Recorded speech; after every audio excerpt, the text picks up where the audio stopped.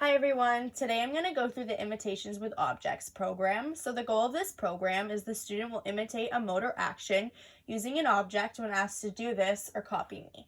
So there's 7 different teaching steps for this program, and we're going to use most to least prompting, so errorless teaching when going through this program.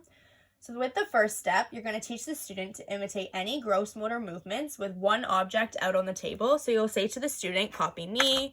The student will then copy you, copy me, and so on. Once they're able to do it with one item on the table, you're going to then move on to step 2, and this is when you're going to teach the student to imitate a set of 3 gross motor movements with an object when there's 3 on the table. So you're going to teach in sets of 3, and you're going to say to the student, copy me. The student should be able to copy you with the 2 distractors, and then you'll still do the other copy me, and so on. Once they're able to do this, you'll move on to a second set of 3 and mix up the objects and continue teaching that way. Once they've gotten through all the sets of 3, you'll move on to step 5, and that's where you're going to increase the array on the table to 4 to 8 items. So that way that there's more distractors, and you'll still do sets of 3 when teaching this. So you'll say to the student, copy me,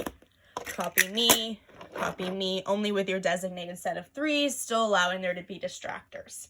Once they're able to do this, you're going to move on to step 6, which requires you to repeat steps 1 to 3 on the carpet. So first step, you'll move to the carpet and you'll say to the student, copy me. The student will be able to do it one item. But with this step, you're going to gradually increase the distance between you and the student. So the teacher will slowly get further and further away from the student, still allowing them to copy me with one item. They'll then do the same thing with 3 items, gradually increasing the distance between the teacher and the student as you go along.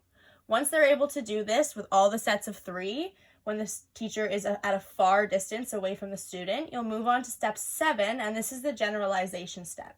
So you're just going to generalize it to the student's novel environment. So if they're playing with their cars, you'll just say to the student, copy me, or if they're bouncing a ball, copy me, or throwing a ball, and so on. Once they're able to do this in a generalized novel environment, you can move on and master the program.